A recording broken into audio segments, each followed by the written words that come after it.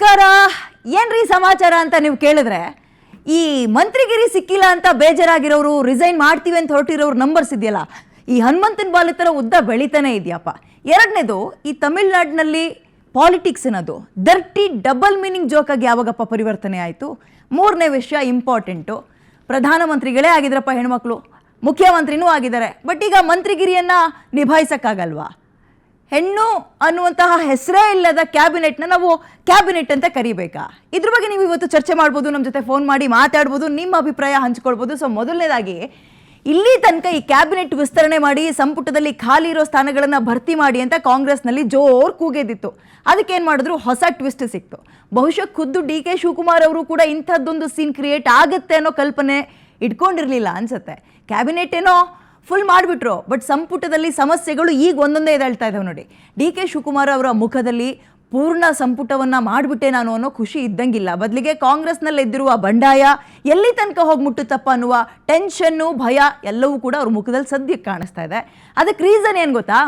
ನೆನ್ನೆ 11 ನಂಬರ್ಸ್ ಇತ್ತು. ಅಂದರೆ 11 ಜನ ಬೇಜಾರಾಗಿದ್ದಾರೆ, ರೆಬೆಲ್ ಆಗಿದ್ದಾರೆ, ರಿಸೈನ್ ಮಾಡ್ತಾರಂತೆ. ಈ ನಂಬರ್ಸ್ 11 ಇತ್ತು. ಆ ಬಂಡಾಯ ನಾಯಕರ ನಂಬರ್ಸ್ ಇವತ್ತು ಎಲ್ಲಿ ತನಕ ಹೋಗಿದೆ ಗೊತ್ತಾ? 25ಕ್ಕೆ ಹೋಗಿದೆ. ನಾಳೆ ಇನ್ನೆಷ್ಟಾಗುತ್ತೋ ಗೊತ್ತಿಲ್ಲ. ಸಿಂಪಲಾಗಿ ಅರ್ಥ ಮಾಡಿಸ್ಬೇಕು ಅಂದರೆ ಈ ವಿಜುವಲ್ಸ್ನ ನೋಡಿ ನೀವು. ಸೊ ಇದು KPCCL ಆದಂತಹ ಸೀನ್. ಇದು ಅಧ್ಯಕ್ಷ BK ಹರಿಪ್ರಸಾದ್, KPCC ಅಧ್ಯಕ್ಷರು, ಅವ್ರ ಎದ್ರಲ್ಲೇ ನಡೆದಂತಹ ಗಲಾಟೆ. ನಮ್ಮ ನಾಯಕರುಗಳಿಗೆ ಮಂತ್ರಿ ಮಾಡಿ ಅಂತ ಇರೋದನ್ನೆಲ್ಲ ತುಂಬಿಸ್ಬಿಟ್ಟಿದ್ದಾರೆ ಇವರು. ಇಟ್ಕೊಂಡಿರೋದು ಒಂದೇ ಪೆಂಡಿಂಗು, ಅದು ಹೆಣ್ಮಗಳಿಗೆ ಅಂತ ಸೀಮಿತ ಮಾಡ್ದಂಗೆ ಕಾಣಿಸ್ತಾ ಇದೆ ಸದ್ಯಕ್ಕೆ. KPCC ಆಫೀಸ್ ಒಳಗೆ ದಿನೇಶ್ ಗುಂಡೂರಾವ್ ಸಪೋರ್ಟರ್ಸ್ಗಳು, ಹೊರಗಡೆ ಪ್ರಿಯಾ ಕೃಷ್ಣ ಅವರ ಬೆಂಬಲಿಗರು. ಕಾಂಗ್ರೆಸ್ ಬಣಗಳ ಸಿಟ್ಟು, ಸೆಡುವು ಕಟ್ಟೆ ಹೊಡೆದು ಬಿಡ್ತು. ಇವರನ್ನು ಸಮಾಧಾನ ಮಾಡುವಷ್ಟರಲ್ಲಿ ಖುದ್ದು KPCC ಅಧ್ಯಕ್ಷರು ಹರಿಪ್ರಸಾದ್ ಅವರು ಸುಸ್ತಾಗೋಗ್ಬಿಟ್ರು. ಎಲ್ಲಿವರೆಗಪ್ಪ ಅಂದರೆ, ಆಕ್ರೋಶಿತ ಬೆಂಬಲಿಗರೇ ವೇದಿಕೆಯನ್ನು ಏರಿದ್ರು, ಮೈಕ್ ಹಿಡ್ಕತಾರೆ, ಕೂಗಾಡ್ತಾರೆ ಮೈಕಲ್ಲಿ. ಆ ಹಂತಕ್ಕೆ ವಿಕೋಪ ಹೋಗುತ್ತೆ. ಹೊರಗಡೆ ಬ್ಯಾರಿಕೇಡ್ನ ತಳ್ತಾರೆ ಕೆಲವರು. ಸಾವಿರಾರು ಜನ ಸಪೋರ್ಟರ್ಸ್ಗಳು KPCC ಕಚೇರಿಯೊಳಗೆ ನುಗ್ತಾರೆ, ನಮ್ಮ ನಾಯಕರಿಗೆ ಮಂತ್ರಿ ಮಾಡಿ ಅಂತ. ಸೊ ಇದೆಲ್ಲವನ್ನ ಹೇಗೆ ತಣಿಸ್ತಾರೆ DK ಶಿವಕುಮಾರ್ ಅನ್ನುವಂಥದ್ದು ಸದ್ಯದ ಪ್ರಶ್ನೆ. ಮತ್ತೊಂದು ಕಡೆ ಹೆಚ್ಚು ಕಡಿಮೆ ಅರ್ಧ ಕರ್ನಾಟಕಕ್ಕೆ ಕಾಂಗ್ರೆಸ್ ಪ್ರೊಟೆಸ್ಟ್ ಇವತ್ತು ಹಬ್ಬಿಟ್ಟಿದೆ. ಕಾರಣ ಏನಪ್ಪ ಅಂದರೆ, ಮಂತ್ರಿಗಿರಿ ಕೊಟ್ಟಿಲ್ಲ ಅಂತ. ಬೆಂಗಳೂರಿನ ಬ್ರಿಗೇಡ್ ರೋಡ್ನಲ್ಲಿ ಹ್ಯಾರಿಸ್ ಬೆಂಬಲಿಗರು, ಮೊಳಕಾಲ್ಮೂರಿನಲ್ಲಿ NY ಗೋಪಾಲ್ ಕೃಷ್ಣ ಅವರ ಬೆಂಬಲಿಗರು, ದಾವಣಗೆರೆಯಲ್ಲಿ ಶಾಂತನಗೌಡ ಅವರ ಸಪೋರ್ಟರ್ಸ್ಗಳು, ಬೆಂಗಳೂರಿನಲ್ಲಿ ಅನ್ನಪೂರ್ಣ ತುಕಾರಾಮ್ ಅವ್ರ ಕಡೆಯವರು. ಸೊ ಎಲ್ಲಿ ನೋಡಿದ್ರು ಕೂಡ ಇವತ್ತು ಪ್ರೊಟೆಸ್ಟ್ ಮೂಡಲ್ಲೇ ಇದ್ರು ಕಾಂಗ್ರೆಸ್ನ ಕಾರ್ಯಕರ್ತರು ಹಲವಾರು ಕಡೆ. ಏನು ಗದಗ್ನಲ್ಲಿ ನಗರಸಭೆಯ ಕಾಂಗ್ರೆಸ್ ಸದಸ್ಯರು ಕೂಡ ಗುಂಪಾಗಿ ಬಂದು ರೆಸಿಗ್ನೇಷನ್ ಕೊಟ್ಬಿಡ್ತೀವಿ ಅಂತ ಮುಂದಾದರು. ಕಾಂಗ್ರೆಸ್ನ ಈ ಬಂಡಾಯದ ಬೆಂಕಿ ನಿಜವಾಗಿಯೂ ಇಲ್ಲಿಗೆ ನಿಲ್ಲುತ್ತಾ ಅಥವಾ ಎಲ್ಲಿ ತನಕ ಹೋಗಿ ತಲುಪುತ್ತೆ ಅನ್ನೋದೇ ವೆರಿ ಇಂಟ್ರೆಸ್ಟಿಂಗ್.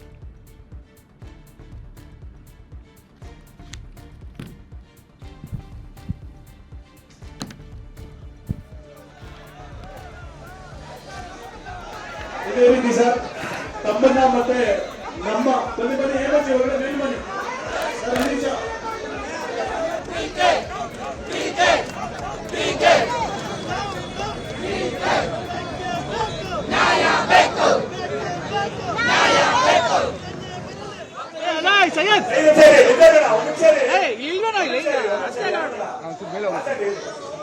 ಸರ್ ಎಲ್ಲ ಸ್ವಲ್ಪ ಸೈಡ್ ಬಿಡಿ.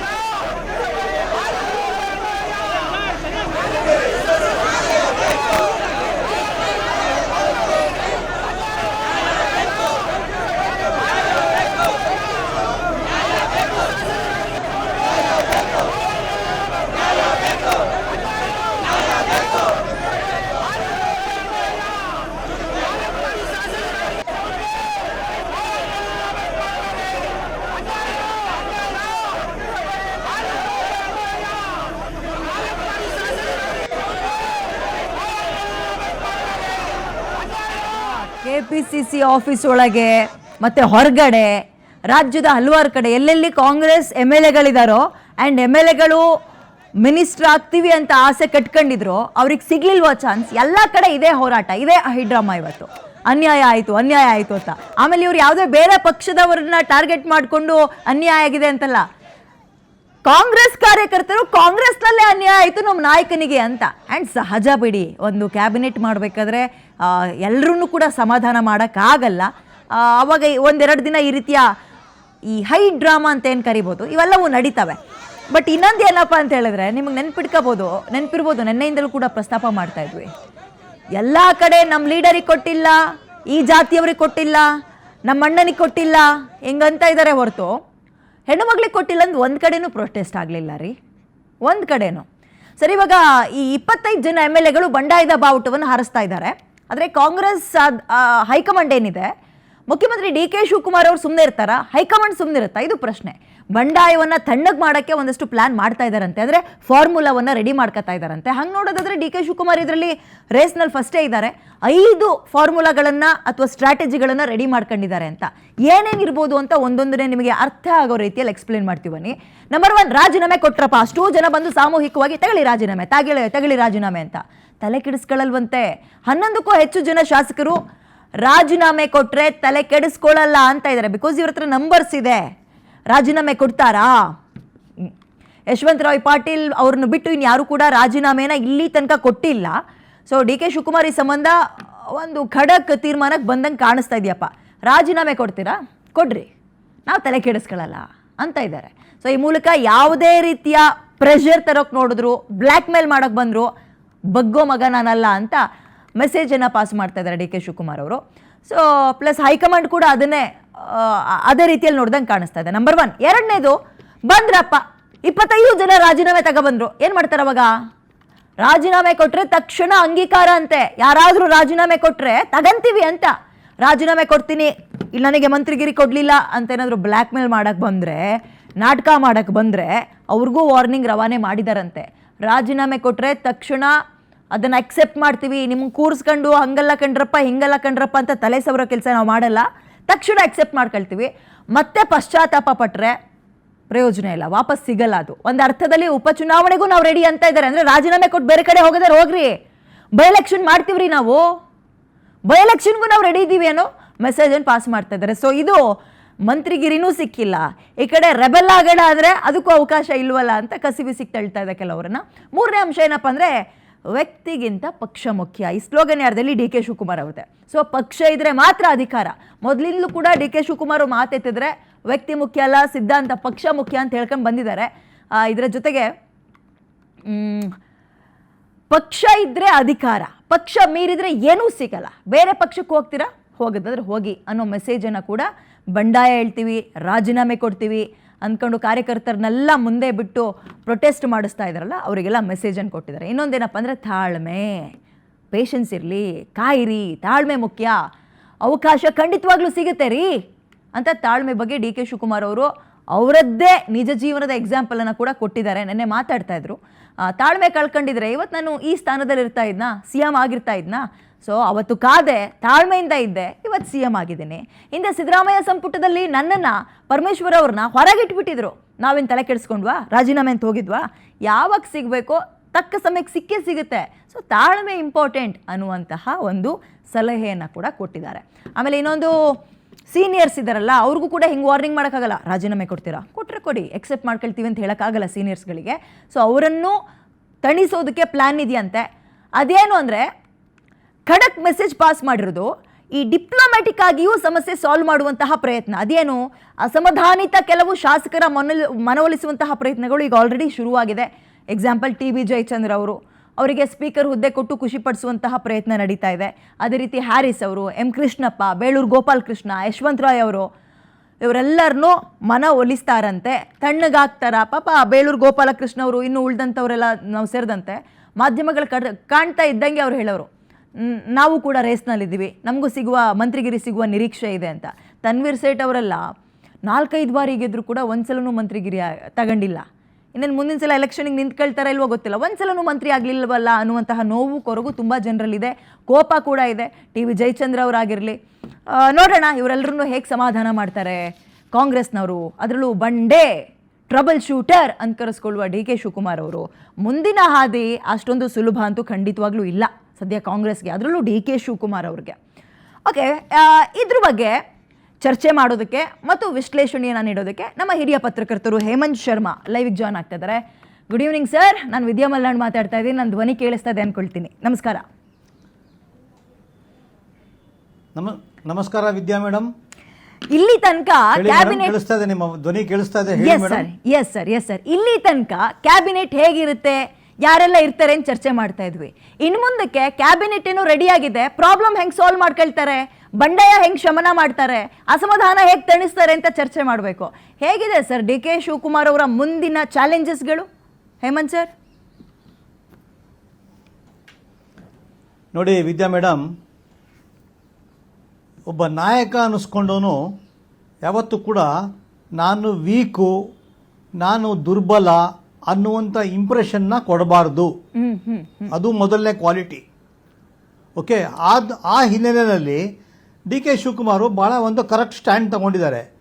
ರಾಜೀನಾಮೆ ಕೊಡ್ತೀರಾ, ಕೊಡಿ, ಕ್ಷಣಾರ್ಧದಲ್ಲಿ ಅಪ್ರೂವ್ ಮಾಡ್ತೀನಿ, ಅಕ್ಸೆಪ್ಟ್ ಮಾಡ್ತೀನಿ, ಕಳಿಸ್ತೀನಿ ನಿಮ್ಮನ್ನ ಅಂತ ಹೇಳಿದ್ದಾರೆ.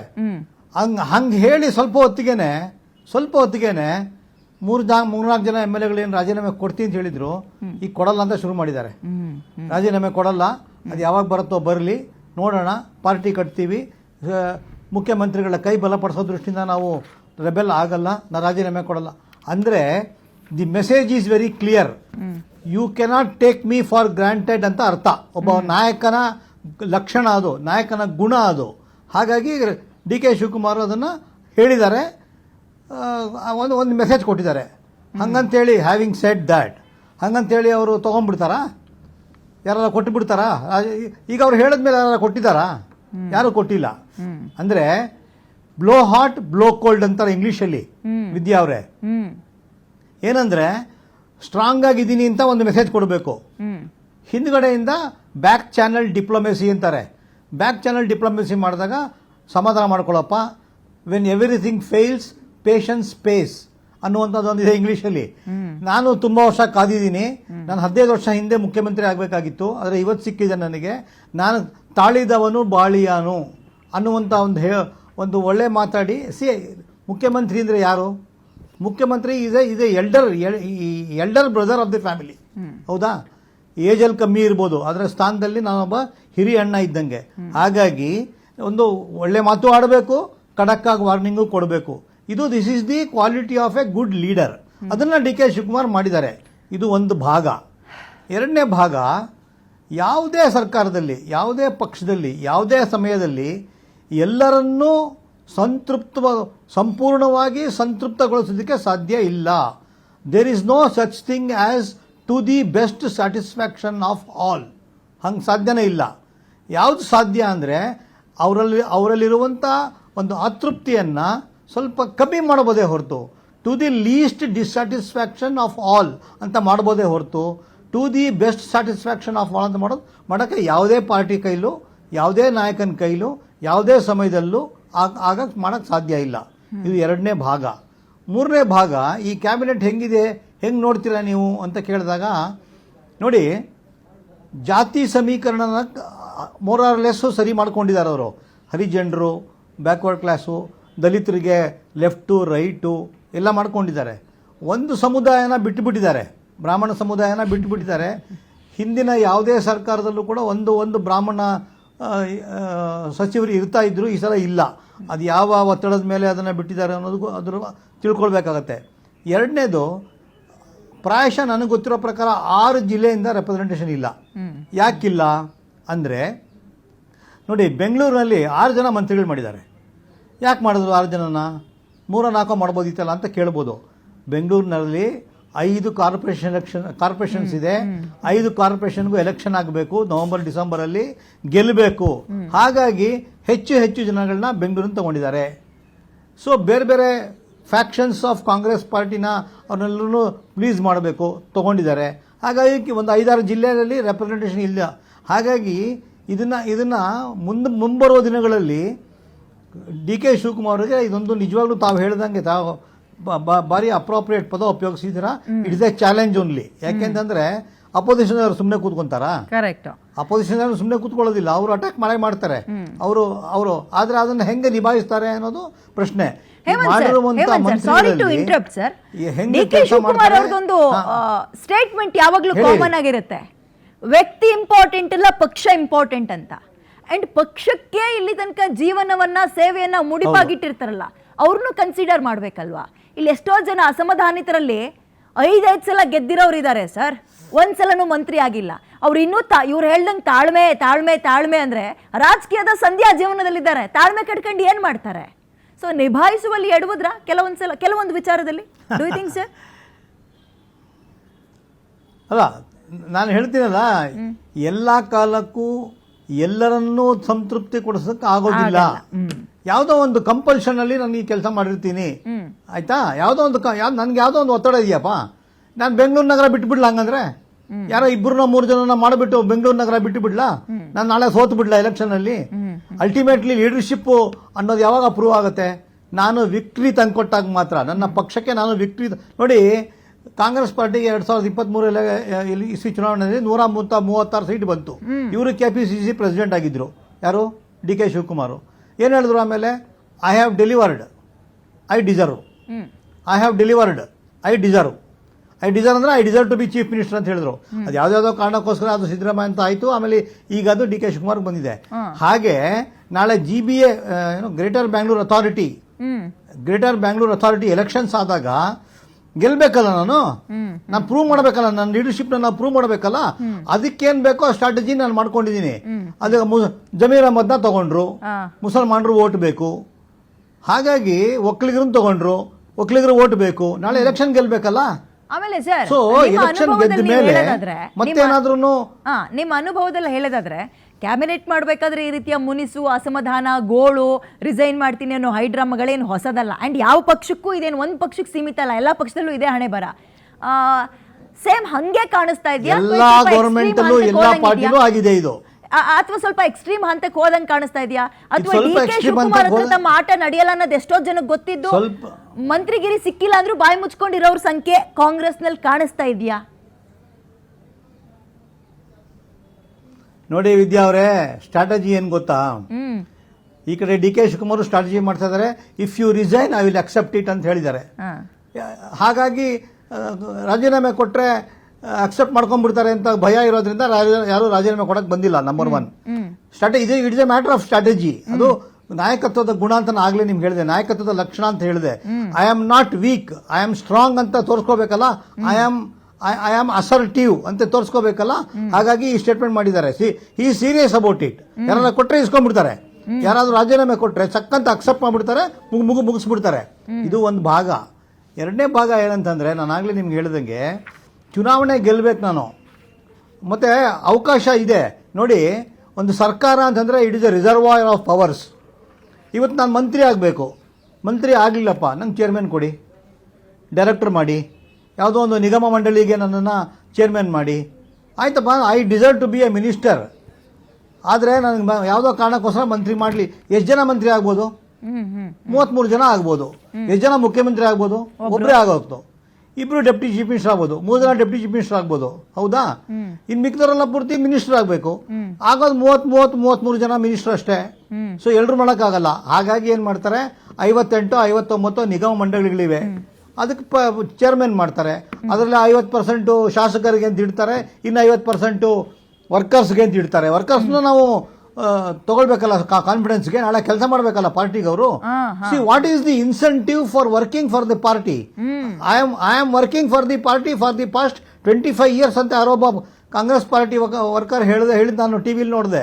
25-30 ವರ್ಷ ಕೆಲಸ ಮಾಡಿದೀನಿ ಪಾರ್ಟಿಗೆ, ನಮಗೇನು ಇಲ್ಲ ಅಂತ ಅವ್ರಿಗೆ ನೀವು ಚೇರ್ಮನ್ ಮಾಡಬೇಕಲ್ವಾ? ಹಾಗಾಗಿ ಮಂತ್ರಿಗಿರಿ ಕೇಳೋದು, ಕೊಡಿ ಅಂತ ಕೇಳೋದು, ಕೊಡಿಲ್ಲ ಅಂದ್ರೆ ಚೇರ್ಮನ್ ಕೊಡಿ ಅಂತ ಕೇಳೋದು. ಮಂತ್ರಿಗಿರಿ ಸಿಗಲಿಲ್ಲ, ಚೇರ್ಮನ್ ಸಿಕ್ತು.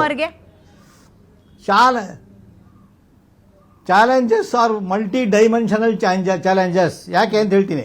ಒಂದು, ಈಗ ಅಸಮಾಧಾನಗೊಂಡಿರೋರ್ನ ಅವರ ಮನಸ್ಸನ್ನ ಸಮಾಧಾನ ಮಾಡಬೇಕು. ಎರಡನೇದು, ಖಾತೆ ಹಂಚಿಕೆ ಇದೆಯಲ್ಲ, ನಂಗೆ ರೆವಿನ್ಯೂ ಬೇಕು, ನಂಗೆ RDPR ಬೇಕು, ನಂಗೆ ಪವರ್ ಬೇಕು, ನನಗೆ ಈಗ ಈ ಖಾತೆ ಬೇಡ. ಅರೆ ಕೆಲಸ ಮಾಡೋರ್ಗೆ ಯಾವ ಖಾತೆ ಆದ್ರೇನ್ರಿ? ನಾನು ಹೇಳಿದ್ನಲ್ಲ ಅವಾಗ ಮೊನ್ನೆ ಬೆಳಿಗ್ಗೆ ಯಾರ ಹತ್ರ ಮಾತಾಡ್ತಾ ಹೇಳಿದೆ, ನಾಗೇಗೌಡ ಅಂತ ಒಬ್ರು ಮಿನಿಸ್ಟರ್ ಇದ್ರು, ಅವ್ರಿಗೆ ಅನಿಮಲ್ ಹಸ್ಬೆಂಡ್ರಿ ಕೊಟ್ಟರು, ಅವ್ರಿಗೆ ಇಷ್ಟ ಇರಲಿಲ್ಲ. ಆದ್ರೆ ಅದೇ ಖಾತೆನಲ್ಲಿ ಇಡೀ ರಾಜ್ಯದಲ್ಲಿ ಹಾಲು ಸಮ್ಮೇಳನ ಅಂತ ಮಾಡಿ ಒಂದು ಹಾಲು ಒಂದು ಮಾಡಿದ್ರು. ಸೊ ಒಳ್ಳೆ ಕೆಲಸ ಮಾಡೋರ್ಗೆ ಯಾವ ಖಾತೆ ಆದ್ರೂ ಮಾಡಬಹುದು. ಅದೇ ಬೇಕು ಇದೇ ಬೇಕು ಅಂತ ಯಾಕೆ ಕೇಳಬೇಕು? ಇದು ಎರಡನೇದು. ಮೂರನೇದು ಖಾತೆ ಹಂಚಿಕೆ ಒಂದು ಚಾಲೆಂಜು. ಆಮೇಲೆ ನಿಗಮ ಮಂಡಳಿ ಮಾಡಬೇಕಲ್ಲ, ಒಬ್ರಿಗೆ ಪೊಲ್ಯೂಷನ್ ಕಂಟ್ರೋಲ್ ಬೋರ್ಡ್ ಮಾಡಬೇಕು, ಒಬ್ರಿಗೆ BDA ಮಾಡಬೇಕು, ಒಬ್ರಿಗೆ KPTCL ಮಾಡಬೇಕು, ಇನ್ನೊಬ್ರಿಗೆ BWCC ಮಾಡಬೇಕು. ಸೊ ಒಳ್ಳೊಳ್ಳೆ ಬೋರ್ಡೇ ಕೊಡಿ ಅಂತ ಕೇಳ್ತಾರೆ. ಹಾಗಾಗಿ ಶಾಸಕರಿಗೆ ಒಂದಷ್ಟು ಜನ ಮಾಡಬೇಕು, ಶಾಸಕರು ಅಲ್ಲದೆ ಇರೋರ್ಗೆ ಒಂದಷ್ಟು. ಇದೆಲ್ಲ ಅದಕ್ಕೆ ಹೇಳಿದ್ರು ನಾನು, it is A multi dimensional challenges. ಆದರೆ ಇಷ್ಟು having shed that, DK Shivakumar ಅವರು ಈ ಎಲ್ಲ ಚಾಲೆಂಜಸ್ನು ಅನುಭವಿಸಿ ನೋಡಿ ಎಲ್ಲ ಪೂರ್ತಿ ಅವರು ಅನುಭವಿಸಿದ್ದಾರೆ. ಹಾಗಾಗಿ ಇಂಥ ವಿಚಾರಗಳ ಬಗ್ಗೆ ಅವರಿಗೆ ಜ್ಞಾನ ಮತ್ತು ಅನುಭವ ಎರಡೂ ಇದೆ. ಅವ್ರು ನಿಭಾಯಿಸ್ತಾರೆ ಅನ್ನುವಂಥದ್ದು ಒಂದು ನನಗೆ ಅಂತ ಅನ್ಸುತ್ತೆ ನನಗೆ. Anyway thank you sir, thank you so much ಇಷ್ಟೊತ್ತು ನಿಮ್ಮ ಸಮಯವನ್ನು ಕೊಟ್ಟಿದ್ದಕ್ಕೆ.